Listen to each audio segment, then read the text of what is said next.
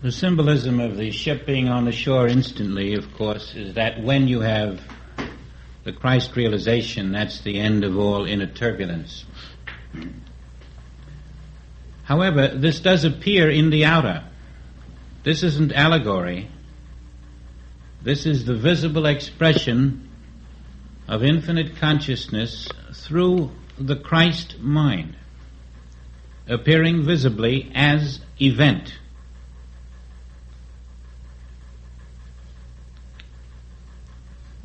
Now, the very next day, he's disappeared again.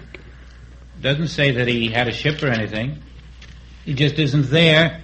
The disciples have gone in their ship, but Jesus didn't go with them, and he isn't there either. When they finally catch up with him on the other side, there's no explanation. We must presume that he returned as he came. And now he chastises them for following him just to receive more loaves and fishes. And he tells us to labor not for the meat that perisheth.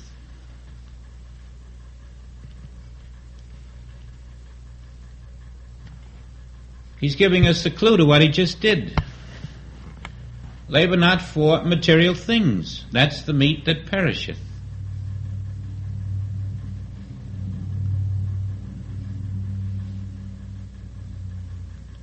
Now, I find it easier to accept the non-reality of matter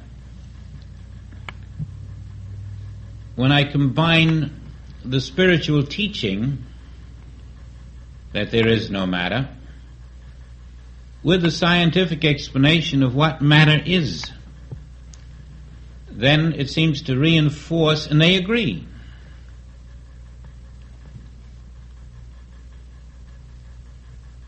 We know that matter is mental, and that this mentality is not the mind of God, but the cosmic. And we know that all matter consists of cosmic thought. And therefore, these are images in mind.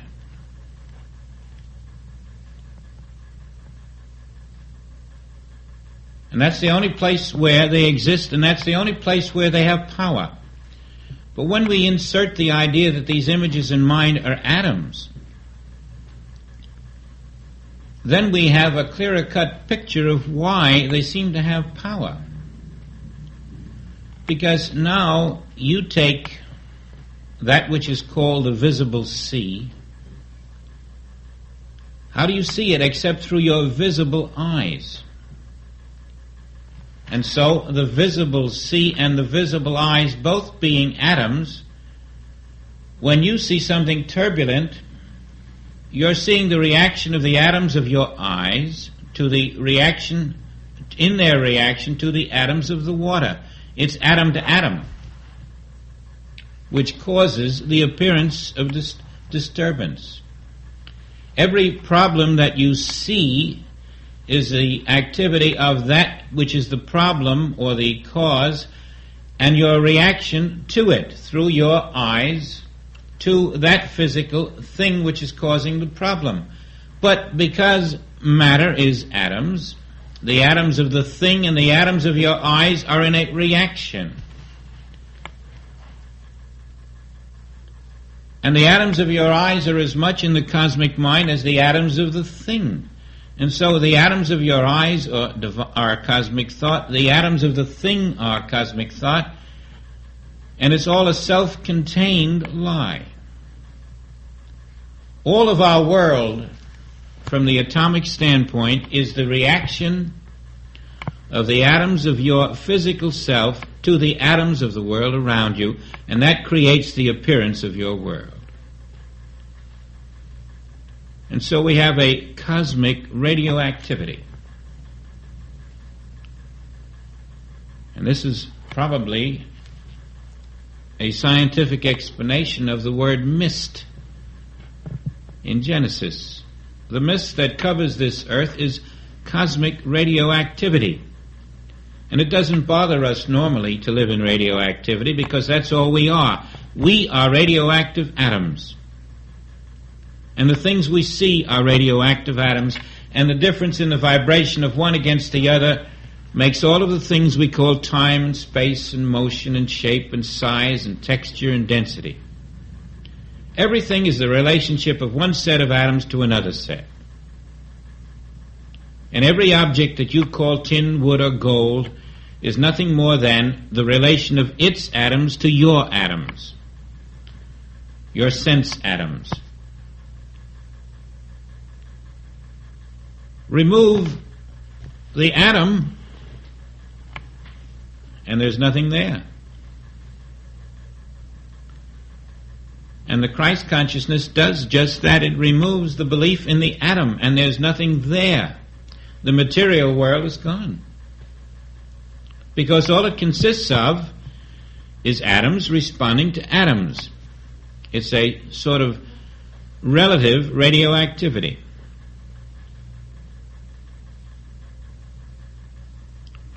Cosmic relativity.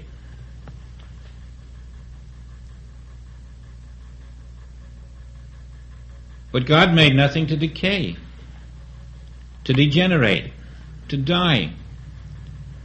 Spirit is itself. And spirit is one continuous substance. The atoms are not only separated from each other, but separated within themselves. They're mostly empty space. In other words, we have electrical energy. And our reaction to electrical energy creates the appearance called matter. And when we overcome the belief in this invisible electrical energy, which appears visibly as matter, we discover that neither the matter is there, which is our concept, nor the electrical energy is there either. It too is a concept of the cosmic mind. And the entire foundation of the world is that mist or thought, invisibly an atom, which is empty space, nothing but a cosmic mental image. And the multiplicity of these nothings and their reaction within each other creates our radioactive universe. When something gets out of whack, then we really start to worry about real problems in radioactivity. Otherwise, normal radioactivity passes for this world. And the myth of it, the veil of it, was pierced when the Master said, "My kingdom is not of this world."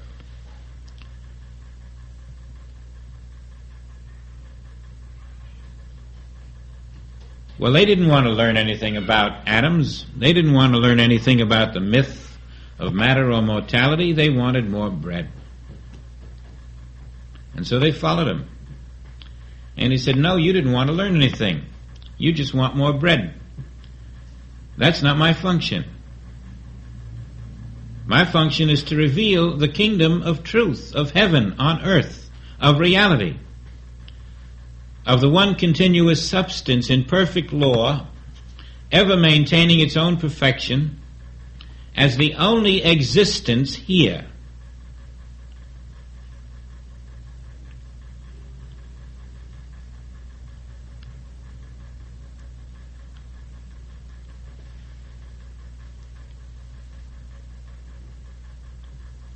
The conflict between the atoms of your vision, the atoms of your hearing, the atoms of your sense organs, and the atoms around you becomes an inner conflict that becomes an outer conflict. And every conflict in our outer world is a result of this inner conflict. And we are not made of atoms. We are not cosmic thought. That's the appearance world of us. That's the form world of us. That's the material appearance of us. But it isn't ourself. And until you step out of the concept of the world, which is that we are made of atoms, until you consciously step out of the scientific belief that this is an atomic universe, you are standing in the midst of cosmic radioactivity, and it is moving you. It takes you from birth through death. and then it brings you back again and repeats the process. It moves you through land and space and air.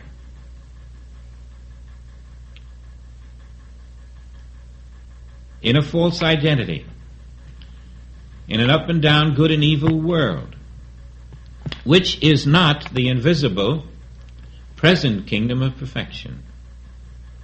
And only in your identity, as you stand and face the invisible atomic world, knowing it to be a nothingness, a very clever counterfeit of your reality and the reality of the kingdom, only then are you aware of the hypnosis, and that awareness of the hypnosis breaks the hypnosis. Then you're not trying to get more loaves and fishes. You don't follow the man for the loaves and fishes. You follow the indwelling spirit, which is the cause and source of all. And it is not under the law of radioactivity, of atomic relativity, of material forms, of material laws, of gravity, of storm, of flood, of fire. All this is exposed as the veil of atomic illusion by that eye which can never leave us. And that eye, appearing as Jesus Christ, is revealing its power in a preview of your consciousness, which must be your consciousness at the moment that all of the material universe is dissolved. There will be such a moment in a dissolution of the material universe where you will be standing in the midst of a turbulent sea.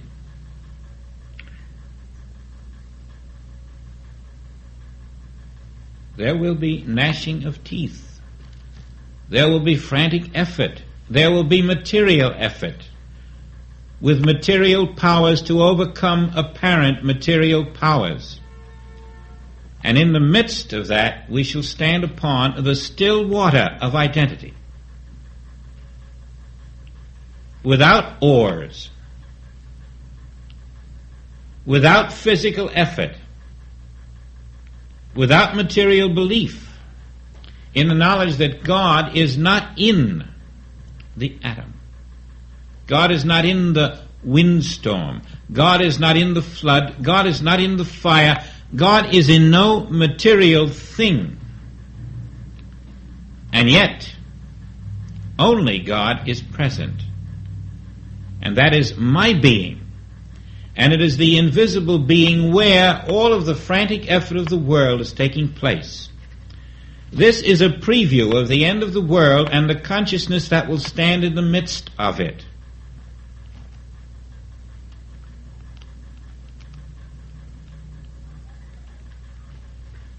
That is why he couldn't permit them to settle for just another repeat of the miracle.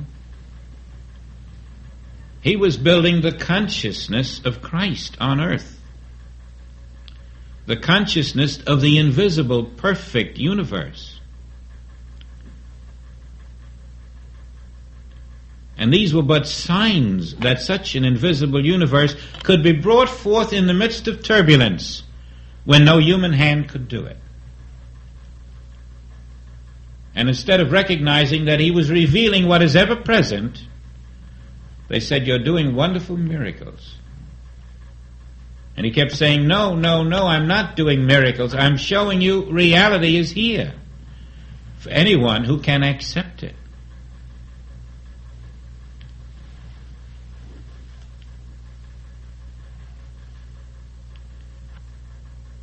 Seek ye not those things that perish.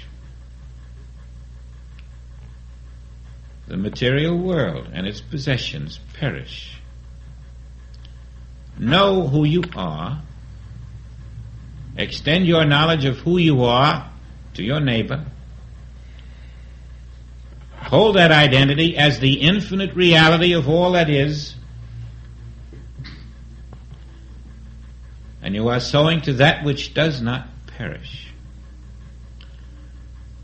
You are in that non-conflict, which is the acceptance of the one. And though the world won't see it, this externalizes in spiritual manifestation as your being walking on the water. It experiences itself as oneness within and oneness without, so that form and water are one.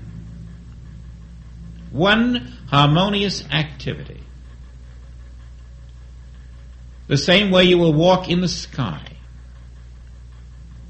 as one harmonious activity. The same way you will walk under the ocean, in one harmonious activity.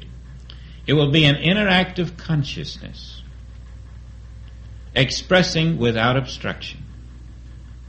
The dominion is in identity.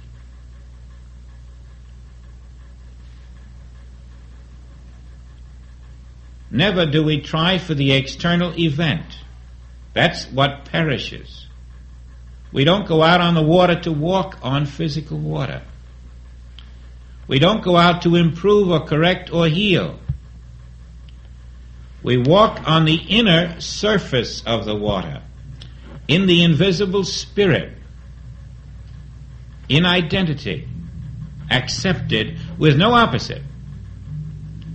So that in your consciousness you are in the kingdom of perfection now.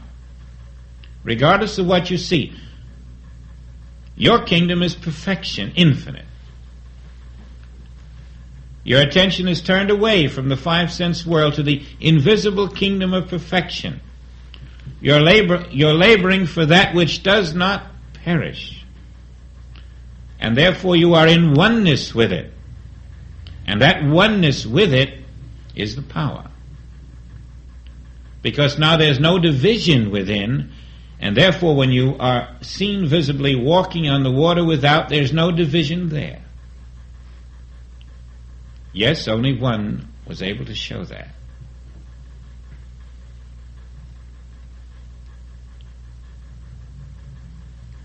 No division within. No separation within. Always one invisible, perfect self everywhere. And so it's really the same miracle repeated all over, whether it's loaves and fishes or walking on the water or healing the cripple. One invisible, perfect self made visible through that knowledge.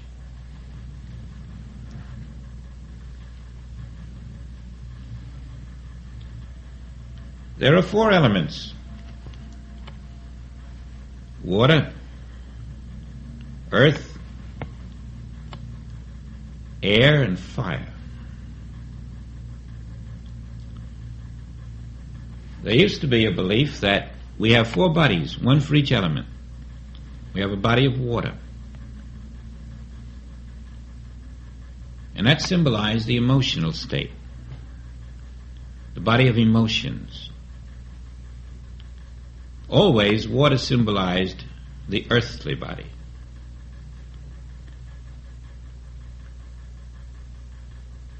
And then the earth symbolized the physical body. There was the body of emotions, the body of physicality, and the air symbolized the body of mentality. And finally the fire symbolized the body of spirit. So you had these four bodies. And your focus, your center of focus, would come from one to the other, and it would all be spasmodic. You wouldn't linger in one, and some would overlap. And so you'd find that you are, through your water body, living in the element of water, through your physical body, living in the element of earth, through your air body, living in the element of mind, and through your spiritual body, living in the element of spirit or fire.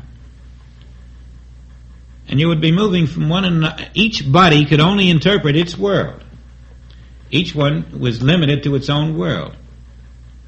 And then two were unified in Genesis, so that the water and the earth were unified as a lower firmament, and the air and the fire unified as the upper firmament. And then it became water and fire, water standing for water and earth, and fire for air and fire. And so always we had two births. The birth in the water, which meant through those two bodies, and then in the fire, which meant through the air and the spirit. And so often you'll read in the Bible about fire on the water. There shall be no more sea. There shall be fire on the water. And because two births were necessary, there had to be the two baptisms. That was the reason for them. The baptism first in the water, and then through the dove of spirit, which was the birth through fire. And we should be past the point now of the first birth, coming out of it into the birth of the fire, where we are self-sustaining spiritual entity, and where all of the so-called four bodies are one, where you overcome the limitations of having a body which only knows the world of water, another which only knows the world of earth, another which knows the world of air, and one which knows the world of fire. The integration into one appears as the man walking on the water. It is the symbol of the new age in which all separation within is resolved into the oneness of spirit. Everything is absorbed into the one, and that one is the spiritual, reborn Christ self, in which all else is gone. Nothing else remains. And that is how the dominion comes over land, sea, and air.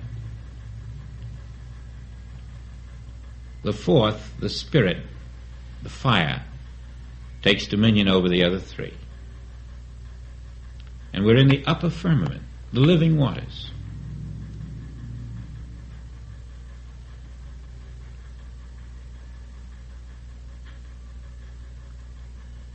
Now, toward the end of this 8th chapter, I think it's the 8th or the 6th of John, we find that he reveals what he has been doing. He's been showing him where the fields are white with harvest. Right here. Where you had seen no food, there was food all the time. Right here, where you had seen a turbulent sea, there was calm and peace. What it externalized was the human conflict. The conflict within each man's mind externalizes as the outer conflict, sometimes on a limited human personal scale, sometime on a complete community scale. But right there, the fields were white to harvest. The kingdom was present. Always where you are, regardless of what you're experiencing, the fields are white to harvest. The kingdom is right where you are in your identity as spirit. And he says it another way over here. I shouldn't try to do this without having a note on it. When he says to them, my kingdom is not from hence, he is telling us that his kingdom is present and that his kingdom is spiritual identity. Now this is the place where everybody left him except his disciples, because they just couldn't swallow the idea that there's only a spiritual universe.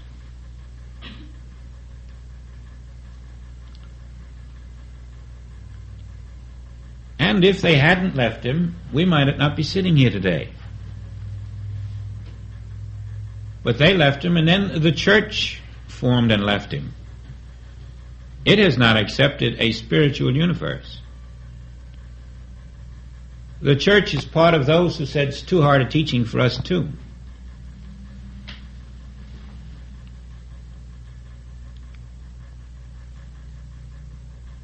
And that's why today we have veterans returning, wondering whatever they accomplished when they went out to shoot or be shot. They were going through the futility of living for the meat that perishes. If they won, they'd gain nothing. And if they lost, they'd gain nothing. But you don't have to go to war to discover that by winning you gain nothing. Living mortally is the same. What do you gain? Living as flesh and blood, if the flesh profiteth nothing. All you gain is a sort of a temporary parole in which you can persuade yourself that you're doing good things for people, that you're serving, that you're living a normal, sensible life. And you're playing right into the world mind, which one day puts us all on that sea.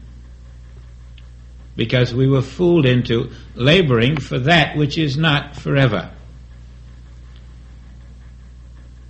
And we did it because we identified as a person and identified the world around us as made of people. We identified matter, and we read books in science that told us about electrons and protons, and we said, isn't it marvelous that they're getting inside the atom? And here, before it all happened, Spirit proved to us that there's no inside to get into. There's no atom. Anything that perishes, anything that changes, anything that deteriorates, anything that decays and degenerates, anything that can exhibit any form of imperfection, exists only as the reaction of one group of atoms to another, having no relationship to reality. It is not of our kingdom.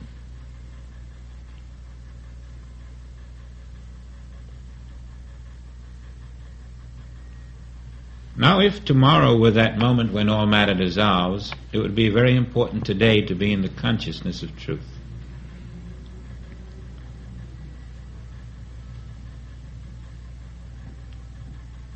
And because this is the kind of consciousness you don't build in a day, we are given sufficient time to establish it. Sufficient information to make us contemplative beholders of this massive hypnosis called matter. To take the hard teaching.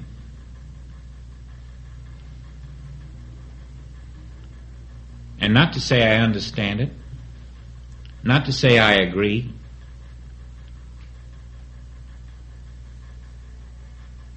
but to consciously pierce the veil every day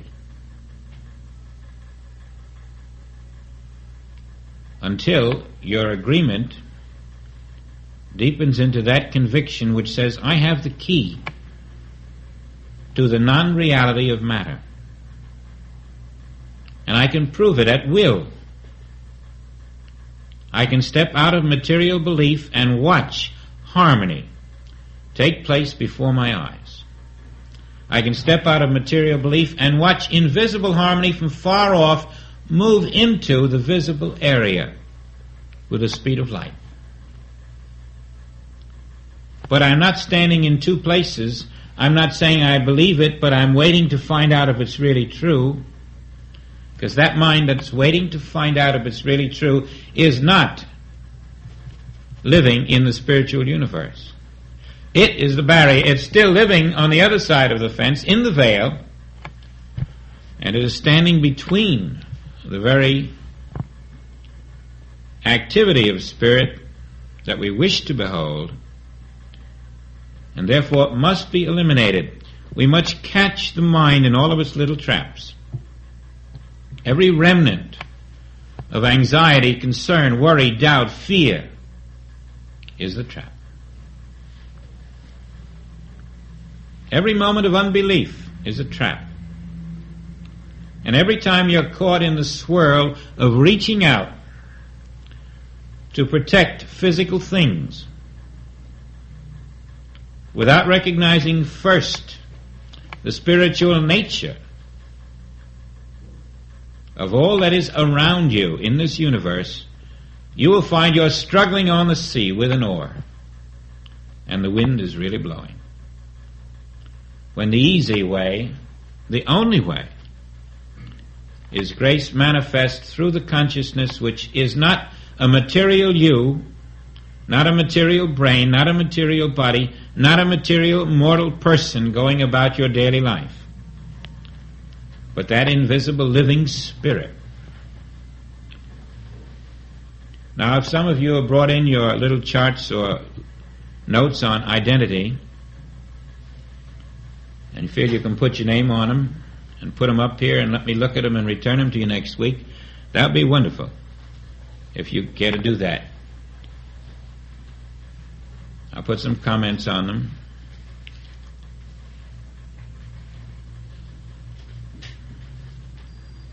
And what we're going to do, you see, is take all of these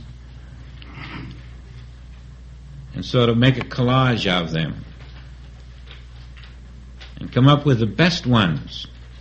And you'll find that you'll end up with not one little formula called identity that way, but you'll have one to overcome one barrier, and you'll have another one to overcome another barrier. You'll find at various levels and various barriers a certain one about identity will do better than another one. And you'll find that identity, being infinite, there are many, many wonderful things you must know about it. I can never leave you. Divinity is your substance. Every moment I am with you. Never, never are we separated. Time cannot separate us. Invisibly I accompany you wherever you are. This day I am with you. You are my son. Now, that's just one. Just think of the millions that are possible. And as you keep working with this, you'll find you have a complete Bible. Identity is your Bible. Identity is every textbook that will ever be written. And identity is the key that turns the lock and lets out the illusion of matter and lets the truth seep into consciousness. Every moment you spend working with that identity, either in the manner I suggested or in any manner you deem suitable, you will find it sticks. It sticks. And there will be a time where you won't be saying, well, matter isn't there. Identity within you will proclaim it. Identity within you will go before you. Identity will prevent material disturbances from entering your household. You'll discover the magic of it as it becomes living consciousness. It has never seen a storm at sea.